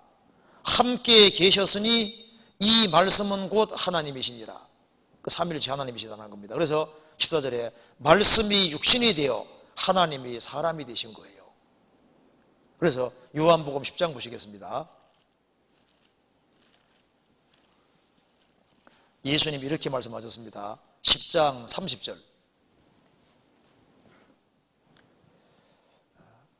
나와 아버지는 하나이니라 하신대 유대인들이 다시 돌을 들어 치리하거늘 예수께서 대답하시되 내가 아버지께로 말미암아 여러 가지 선한 일을 너희에게 보였거늘 그 중에 어떤 일로 나를 돌로 치려느냐 하느냐. 유대인들이 대답하되 선한 일을 인하여 우리가 너를 돌로 치리는 것이 아니라 참남함을 인함이니 내가 사람이 되어 자칭 하나님이라 하매로다. 예수님께서 나와 아버지는 하나다, 이 말은 뭡니까? 내가 하나님이란 말이지 않습니까? 대통령과 나는 하나다, 그 말은 뭡니까? 내가 대통령이라는 소리잖아요. 유대인들 막 돌로 쳐 죽여버리려고 했습니다. 네가 사람이 되어 자칭 하나님이라 하매로다. 예수님은 진짜 하나님이십니다. 요한복음 14장 보시겠습니다. 14장 7절. 너희가 나를 알았다면 내 아버지도 알았으리로다. 이제부터는 너희가 그를 알았고 또 보았느니라. 필립이 가로되 주여 아버지를 우리에게 보여주옵소서. 그리하면 족하겠나이다. 예수께서 가라사대 필립아 내가 이렇게 오래 너희와 함께 있어도 내가 나를 알지 못하느냐. 나를 본 자는 아버지를 보았거늘 어찌하여 아버지를 보이라 하느냐. 우리에게 아버지 보여달라고 하니까 예수님 말씀하시기를 나를 본 자는 아버지를 보았거늘 어찌하여 아버지를 보이라 하느냐. 예수님은 눈에 보이지 않는 하나님의 진짜 눈에 보이는 사람 모습을 취하신 분인 거예요. 진짜 하나님이신 겁니다. 요한복음 20장 보시겠습니다.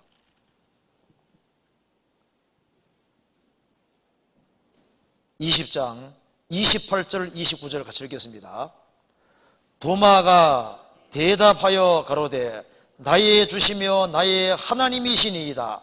예수께서 가라사대 너는 나를 본고로 믿느냐? 보지 못하고 믿는 자들은 복되도다 하시니라. 도마가 말했습니다. 나의 주시며 나의 하나님이시니이다.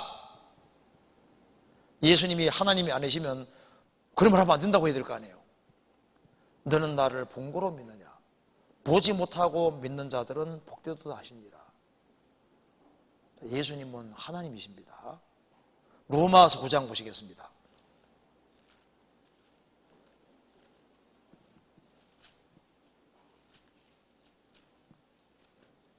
자, 9장 5절 같이 읽어보겠습니다. 같이 읽겠습니다. 조상들도 저희 것이요 육신으로 하면 그리스도가 저희에게서 나셨으니 저는 만물 위에 계셔 세세 찬양을 받으실 하나님이시니라. 아멘. 성경에 나와 있는 모든 조상도 다 유대인 것이고 육신으로 하면 예수님도 유대인에 나셨으니까 유대인이라는 겁니다. 그런데 저는 예수님은 만물 위에 계셔 세세의 찬양을 받으실 뭐라고요? 하나님이시니라 하면 예수님은 하나님이신 거예요. 요한일서 5장 보시겠습니다.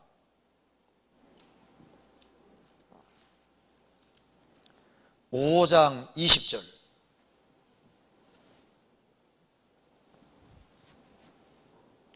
같이 읽겠습니다. 또 아는 것은 하나님의 아들이러 우리에게 지각을 주사 우리로 참된 자를 알게 하신 것과 또한 우리가 참된 자 곧 그의 아들 예수 그리스도 안에 있는 것이니 그는 참 하나님이시요 영생이시니라. 하나님의 아들이 오셨는데 우리는 그의 아들 예수 그리스도 안에 있는데 그 예수님이 누구냐? 그는 참 하나님이시요 영생이시니라. 그래서 요한복음 17장 3절에 영생은 곧 유일하신 참 하나님과 그의 보내신 자 예수 그리스도를 아는 것이니이다. 유일하신 참 하나님과 그의 보내신 자 예수 그리스도. 예수님이 오셨는데 그는 참 하나님이시오. 성부, 성자, 성령이 진짜 하나님이십니다. 예수님 자신이 이렇게 말씀하셨습니다. 요한계시록 1장 보시겠습니다. 1장 8절 같이 읽어보겠습니다. 주 하나님이 가라사대 나는 알파와 오메가라 이제도 있고 전에도 있었고 장차 올 자요 전능한 자라 하시더라. 영어 성경에 보면은 예수님이 직접 하신 말씀은 전부 다 빨간 거로 되어 있거든요. 이게 주 하나님이 가라사대 예수님이 직접 하시는 말씀입니다. 빨간 거로 되어 있습니다. 예수님입니다. 예수님이 직접 말씀하시기를 자신 가르쳐서 주 하나님이라고 말씀하시면서 주 하나님이 가라사대 나는 알파와 오메가라. 알파는 헬라 말의 첫 글자, 오메가는 마지막 글자. 나는 알파와 오메가라. 이제도 있었고 전에도 있었고 이제도 있고 전에도 있고 장차 올 자요 전능한 자라. 예수님이 자신 가르쳐서 전능한 자라. 이 우주를 다 창조하신 분인 거예요. 요한계시록 22장 보시겠습니다. 8절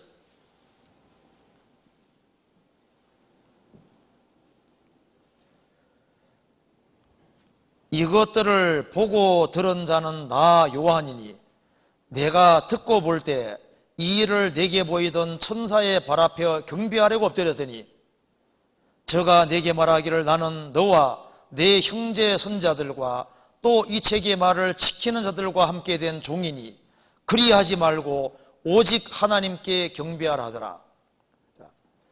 천사도 경배를 안 받았습니다. 천사가 말하기를 나는 너와 내 형제 선자들과 함께 된 종이니 그리하지 말고 오직 하나님께 경배하라 하더라. 자, 경배는 누구에게 하는 겁니까? 하나님께만 해야 되는 겁니다. 예수님께서 공생의 당시에 예수님께서도 예수님 입으로 하나님만 경배하고 섬기라고 분명히 말씀하셨습니다. 그렇죠? 마태복음 4장 보시겠습니다. 4장 10절.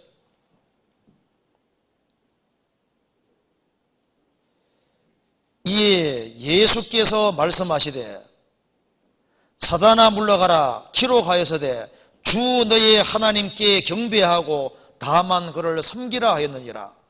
예수님 지금 말씀하시기를 주 하나님께 경배하고 다만 그를 섬기라고 예수님이 직접 말씀하셨는데 예수님이 경배 받았습니까? 안 받았습니까? 경배 받았잖아요. 태어나면서부터 경배 받으셨거든요. 마태복음 2장 보시겠습니다. 2장 11절. 집에 들어가 아기와 그 모친 마리아에 함께 있는 것을 보고 엎드려 아기께 경배하고.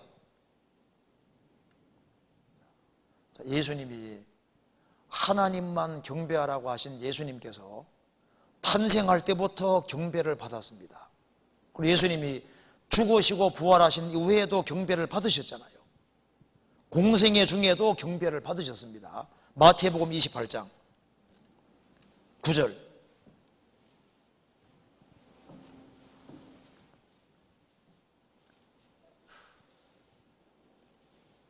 예수께서 저희를 만나 가라사대 평안하뇨 하시거늘 여자들이 나아가 그 발을 붙잡고 어떻게 했습니까?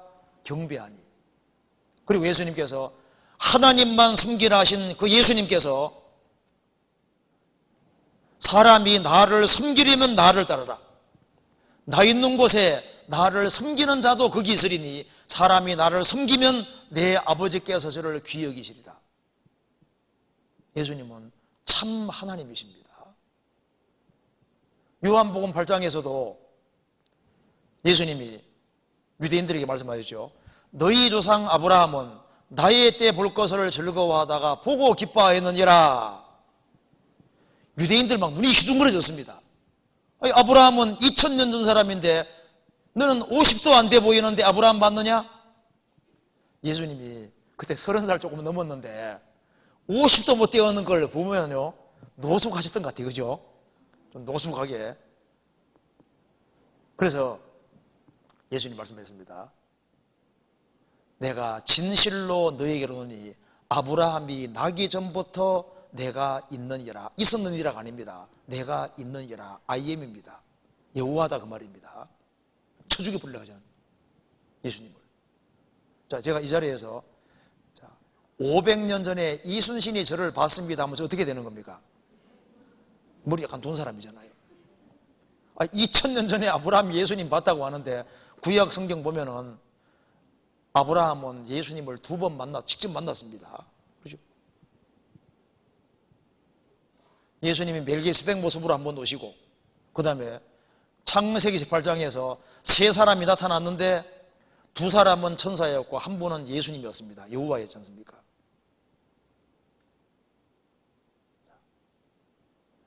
예수님은 하나님이신데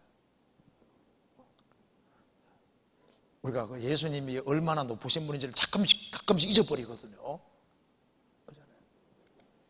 그는 참 하나님이시오. 그래서 성경에서 말씀하기를 그는 참 하나님이시오 영생이시니라 하시면서 그러므로 내 사랑하는 자들아 우상을 멀리하라고. 우상.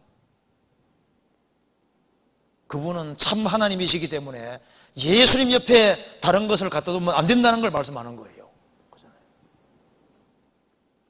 자, 그리고 그 다음에 여기 그 다음 질문. 주 안에서 순종하라고 하셨는데 주 안에서라는 의미가 무엇인가요? 한번 찾아봅시다. 에베소서 6장 보시겠습니다.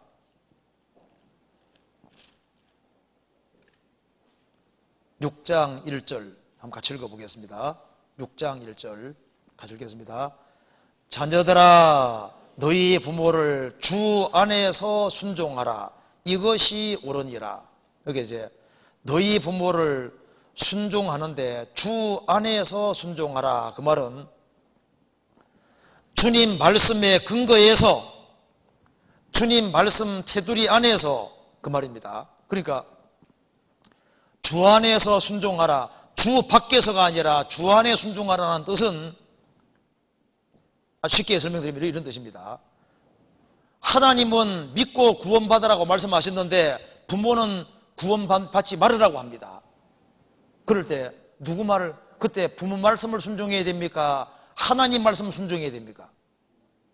하나님 말씀에 순종해야 되는 거예요. 그러니까 구원은 받고, 그리고 믿지 말고 구원받지 말라는 그 말은 순종할 수 없다 그 말입니다.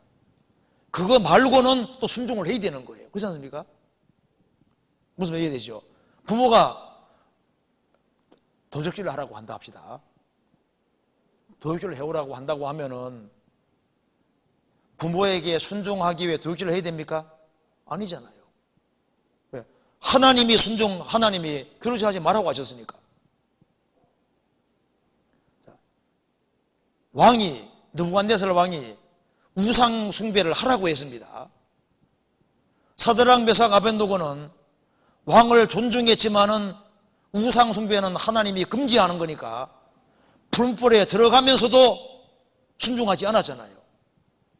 순종하되 주 안에서 순종하는 거예요.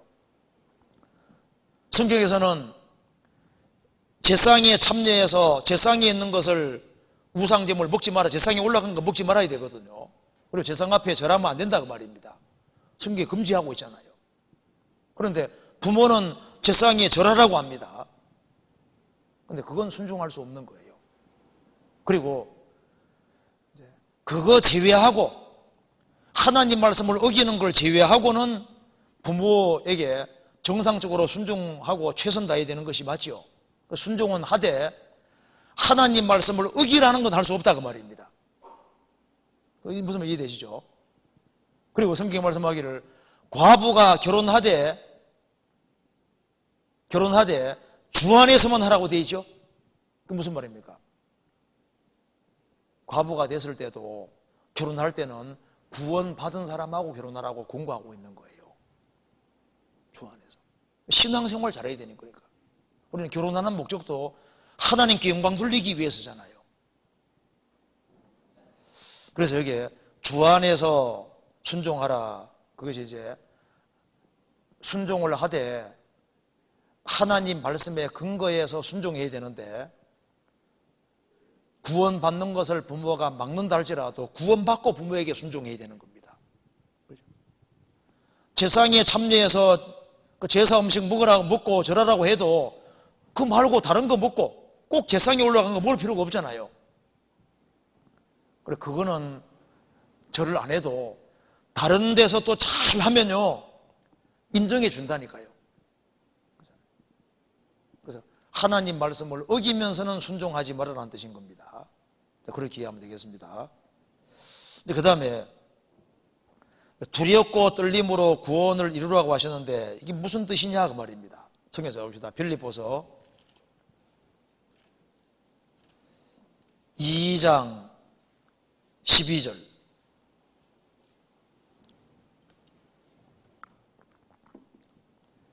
그러므로 나의 사랑하는 자들아 너희가 나 있을 때뿐 아니라 더욱 지금 나 없을 때에도 항상 복종하여 두렵고 떨림으로 너희 구원을 이루라. 구원을 이루라 그 말은 구원받으란 말이 아니고 구원받은 사람에게 한 말인데요. 이것이 영어로는 워크아웃으로 되어 있는데 참 표현이 잘 되어 있습니다. 구원이 너의 속에 이루어졌으니까 구원을 밖으로 드러내라 그 말입니다. 너가 구원받은 것이 사실이면은 구원받은 사람답게 구원받은 사람이란 걸 밖으로 드러내라 그렇게 되어 있습니다. 이제 생명 얻었으면은 운동하고 이렇게 해서 이제 건강하게 돼야 되는 것처럼 내가 하나님의 생명 얻은 사람이라면은 생명 얻은 사람이라는 것을 바깥으로 드러내라. 그래서 그리스도인들답게 살아야 될 것을 말씀하는 겁니다. 그런데 여기서 이제 두렵고 떨림으로 구원을 이루라고 하셨는데 두렵고 떨림으로라는 뜻이 뭐냐 그 말입니다. 두렵고 떨린다는 말은 지옥 갈까봐 두렵고 떨린다는 말이 아닙니다. 구원받은 사람은 무서워하는 종의 영에서 해방이 돼서 하나님 아들이 됐습니다. 그런데 왜 두렵고 떨림으로, 그리고 항상 복종하여 두렵고 떨림으로 라고 말을 사용하셨냐 하면은, 하나님은 하나님이십니다. 자, 구원을 받은 사람에게도 이제 하나님께서 아들로 다루시기 때문에, 거기에 공의가 작용을 합니까, 안 합니까? 하잖아요.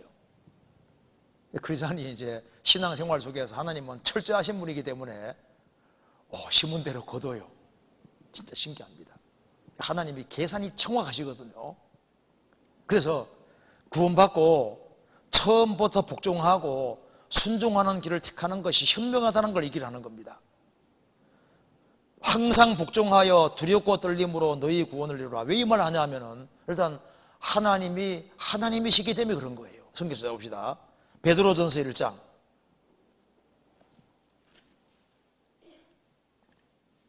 17절.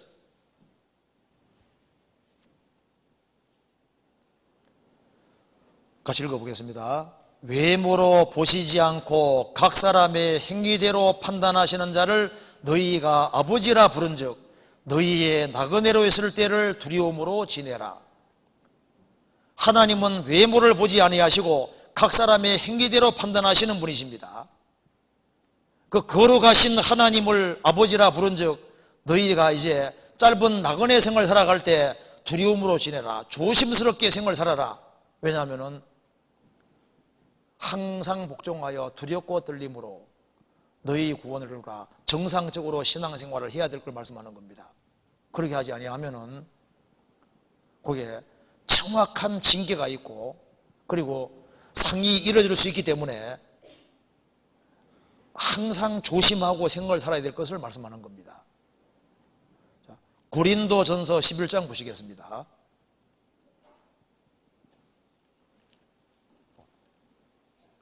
11장 30절 보시겠습니다.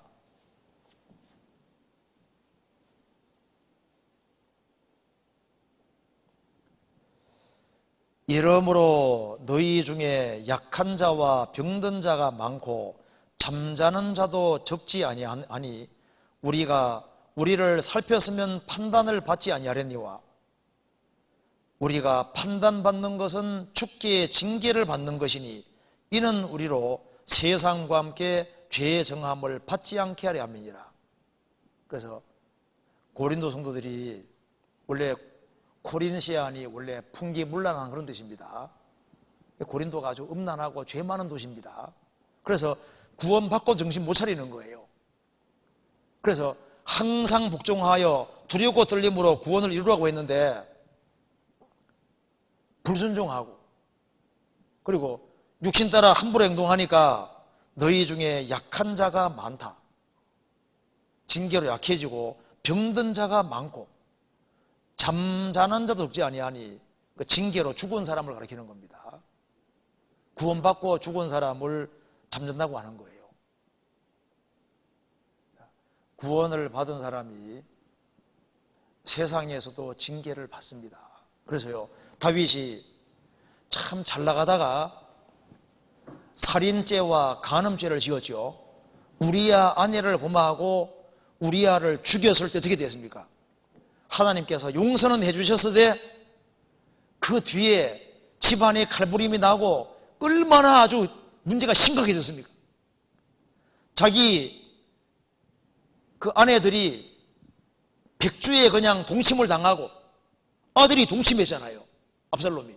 그리고 아버지 압살롬, 그 아들 압살롬이 아버지를 반역해서 왕위를 선탈하고 아버지를 죽이려고 했잖아요. 그런 일들이 왜 생겼냐 하면은 그것이 우리아와 우리아 아내를 죽인 그것에 대한 징계인 겁니다. 그래서 항상 복종하여 두렵고 떨림으로 너희 구원을 이루라. 그래서 신앙생활을 조심해 살아야 될 것을 말씀하는 겁니다. 그리고 조심하지 아니하면은 하나님 앞에 섰을 때 금은 보석으로 집을 지어야 되는데 나무나 풀이나 집으로 집을 지으면은 다 날아가 버리는 거잖아요. 그러면 그 상이 없어지는 거예요. 그래서 상 잃지 말으라고 했습니다. 조심해야 되는 거예요. 성경에서 봅시다. 여기 요한 2서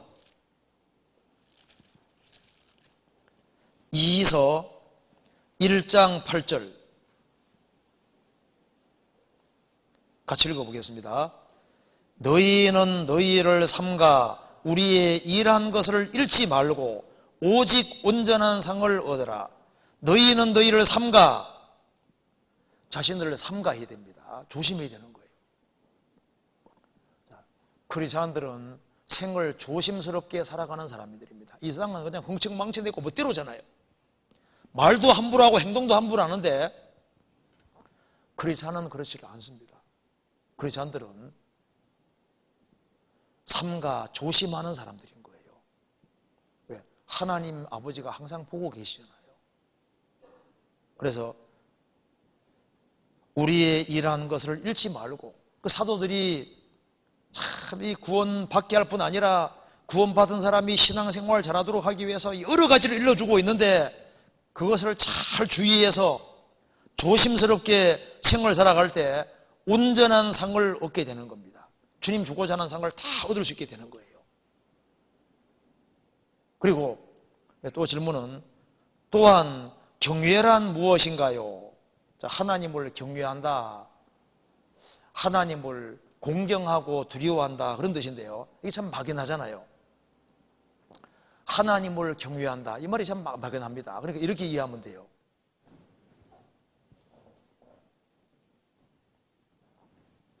하나님을 경외하라, 경외하란 말을 많이 듣는데 이게 경외하란 말이 눈에 안 보이니까 실감이 잘 안 나는 겁니다. 그러니까 이렇게 생각하면 됩니다. 하나님을 경외한다 할 때 하나님을 공경하고 두려워한다는 뜻인데, 그럼 어떻게 하는 게 공경하고 두려워하는 것일까? 예를 들어 보면은 간단하게 출애굽기 1장에 보면은 십보라와 부하가 나옵니다. 자, 애굽 왕이 이스라엘의 사내 아이 태어나면 다 죽이라 그랬잖아요. 죽이라고 했는데 십보라와 부하가 하나님을 두려워하여 안 죽였습니다. 왕명을 어겼습니다. 그런데 성경이 말씀하기를 십보라와 부하가 하나님을 경외하였으므로 그 집을 번창케 하셨다. 그게 무슨 말입니까? 하나님을 경외한다, 그 말은 이 세상에서는 임금이 제일 높은데 임금보다 하나님을 더 두려워하고 더 높일 때 경외다, 그 말입니다. 무슨 말이 되죠? 경외한다 그 말은 하나님을 최고로 높인다, 그런 뜻인 거예요. 이 세상에서 최고 높으신 분이 누구냐? 진짜 사장님도 아니고 임금도 아니고 주님이 최고 높으신 분이다. 그게 하나님을 경외하는 게 되는 거예요. 하나님의 명령을 더 두려워하는 것이 하나님을 경외하는 거다, 그 말입니다. 그리고 창세기 22장에 보면은 하나님께서 독자 이삭을 바치라고 하셨습니다. 그래서 아브라함이 아침 일찍 일어나서 독자 이삭을 모리아 산에 데려가서 바치잖아요. 아브라함이 폰만 잡은 것이 아닙니다. 내가 독자 이삭을 탁 찌르려고 할 때 하나님이 그만하겠지, 그렇게 생각한 게 아니라 탁 찌르려고 폼 잡은 게 아니잖아요. 성경에 설명하기를 아브라함은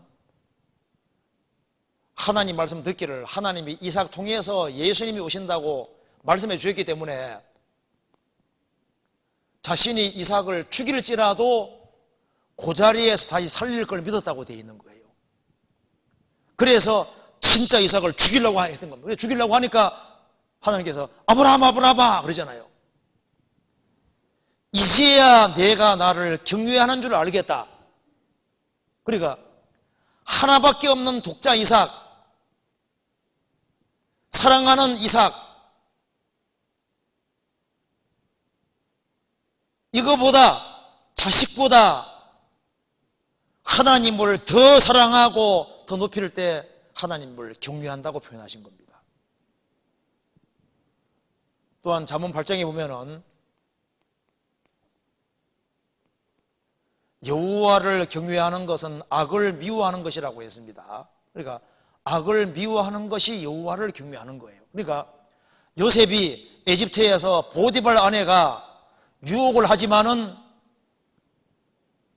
내가 어떻게 하나님께 득죄하리까, 그게 하나님을 경외하는 겁니다. 악으로 유혹할 때 악에 대해서 노하는 것이 그게 뭐예요? 그게 여호와를 경외하는 거다 그 말입니다. 그리고 사무엘상 2장에 보면은 하나님께서 엘리 제사장 책망하시면서 너가 어떻게 해서 나보다 너의 아들들을 더 소중히 여겨서, 그렇게 책망하시잖아요. 그러면서 하나님께서는 하나님을 존중히 여기는 사람을 존중히 여기고 하나님을 경멸히 여기는 사람을 멸시하실 것이라고 했습니다. 그러면 어떻게 하는 것이 하나님을 존중하고 경외하는 거냐? 엘리의 두 아들은 불량자인데 먼저 하나님께 돌아가야 될 것을 갈고리로 탁 채서 자기가 가져갔잖아요. 그게 여호와를 경멸히 이기는 거다 그 말이에요. 그러니까 하나님 우선주의로 사는 것이 하나님을 존경하는 거예요. 하나님을 경외하는 겁니다.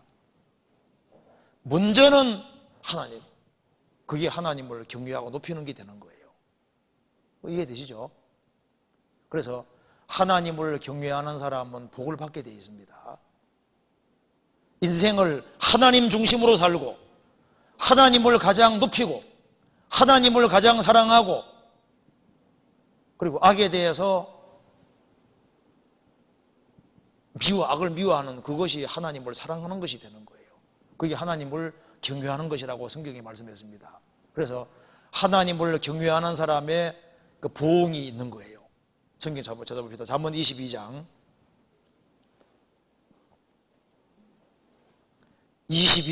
4절.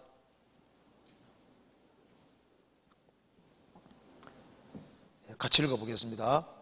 4절. 겸손과 여호와를 경외함의 보응은 재물과 영광과 생명이니라. 자, 겸손한 사람이 여호와를 경외할 수 있습니다. 겸손과 여호와를 경외함의 보응은 재물과 영광과 생명이니라. 그래서 겸손하게 하나님을 경외하는 사람은 하나님께서 영육간에 도와주시는 겁니다. 그렇잖아요. 그리고 이게 질문이 많은데 하나만 간단하게 받읍시다. 마태복음 27장 26장 7절 한번 이거 맞아보라고 봅시다. 마태복음 26장 7절.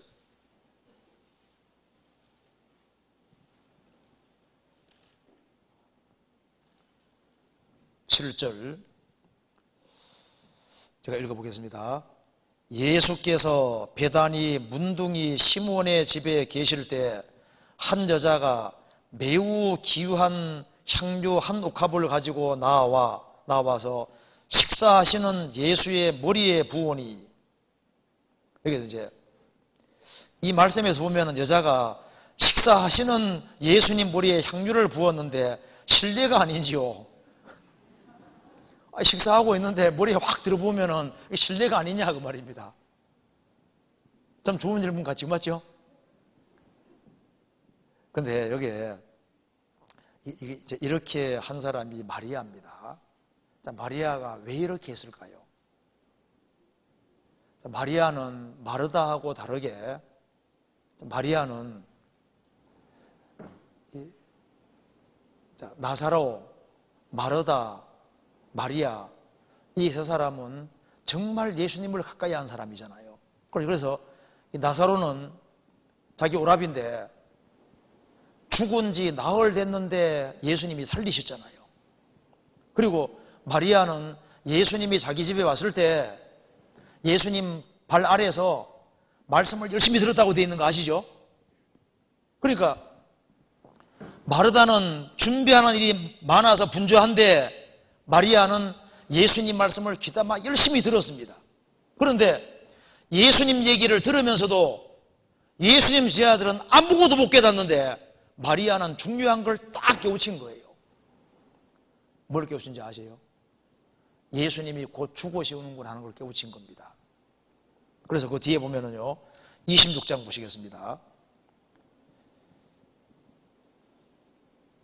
12절. 이 여자가 내 몸에 향유를 부은 것은, 그러니까 머리에 부었는데 몸에 향유 부었다 그랬죠? 그 머리에서 흘러가지고 몸에서 발까지 다 내려간 거예요. 그러니까 귀한 옥합을 깼는데 어떤 사람도 머리에 깬 줄 아는데 아니고 예수님 머리에다 콱 깨서 부은 줄 아는데 그러지는 않고 깨워서 예수님 머리에 부은 겁니다. 예수님 머리에다가 콱 깬 게 아니다 그 말입니다. 그래서 여기 보면, 그래서 여기에 이 여자가 내 몸에 이 향유를 부은 것은 내 장사를 위하여 함이니라. 마리아가 신뢰가 되는지를 왜 모르겠어요. 그래서 마리아가 이렇게 행동하는 것에 대해서 사람들이 분하게 여기잖아요. 그런데 예수님은 크게 칭찬을 했습니다. 왜냐하면 마리아는 이제 예수님이 곧 죽으시는데 자신이 예수님에게 뭔가 사랑과 감사를 표현해야 되겠는 거예요. 이제 곧 죽으시고 아버지 앞에 가시는데 예수님이 살아계실 동안에 곧 죽으시는 걸 알고 300데나리온 남자 장정이 300일 동안 일하는 돈입니다. 그리고 1년 동안 1년치 월급이나 마찬가지인 거예요. 그거로 가장 귀한 향유를 사서 예수님에게 완전히 쏟아 부은 거예요.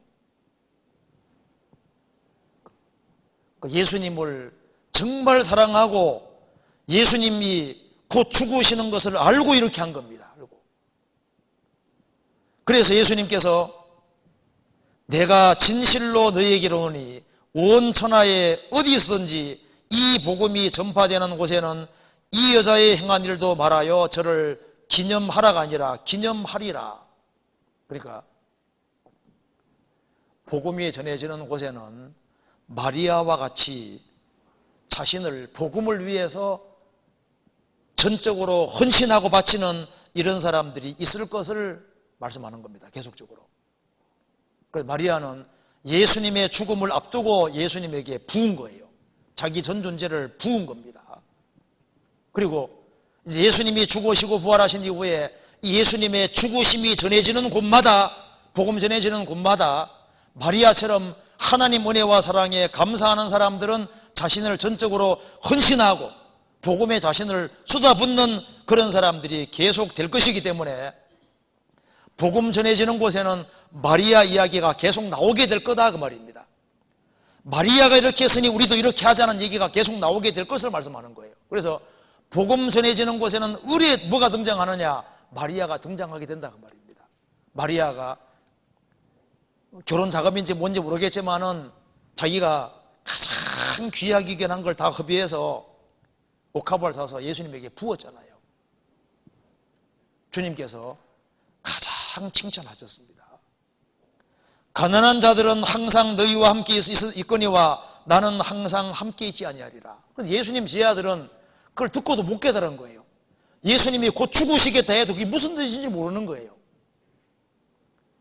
마리아는 생각이 깊은 여자입니다. 그래서 자기 살아생전에, 예수님이 살아생전에 가장 귀한 것을, 옥합을 깨트리는 것으로 표현해 준 겁니다. 그래서 예수님께서 크게 칭찬하셨습니다. 그래서 신뢰가 아니고 주님이 크게 기뻐하셨어요. 그래서 주석을 한번 찾아보니까 식사 도중은 아닐 거라고 합니다. 보통 이렇게 식사하기 위해서 이렇게 비스듬히 이렇게 앉아 있지 않습니까? 원래 이스라엘 사람 식사하는 습관이 이렇게 또 기대 가지고 이렇게 반쯤 들어 누워서 식사하지 않습니까? 이렇게 그때 예수님에게 부어서 이렇게 몸 전체를 흘러갔던 것 같습니다. 그 예수님 장사를 미리 준비하신 거다 그 말입니다. 그렇게 이해하면 되겠습니다. 오늘 여기까지 하고 또 다음에 또 이어서 하도록 하겠습니다. 같이 기도하시겠습니다. 제가 기도하겠습니다. 자비로우신 우리 아버지 하나님 감사합니다. 우리에게 믿을 수 있는 증거로 성경을 주시고 또 저희들이 어떻게 행할 것을 알게 해주시는 것을 감사합니다. 구원받은 모든 식구들을 마음을 더욱 일깨워 주시고 죽으시고 부활하신 주 예수 그리스도 앞에서 저희들이 충성을 다할 수 있도록 도와주시고 그리고 우리 인생을 주의 영광을 위해 살 수 있도록 더욱 도와주시옵소서. 오늘 아버지 모든 시간도 도와주시고 또 내일 줄 집회에도 함께해 주시고 도와주시옵소서. 이곳에 참석하지 못한 모든 형제자매님들에게도 함께해 주시고 도와주시옵소서. 주 예수 그리스도 이름으로 기도하옵나이다. 아멘. 네, 수고하셨습니다.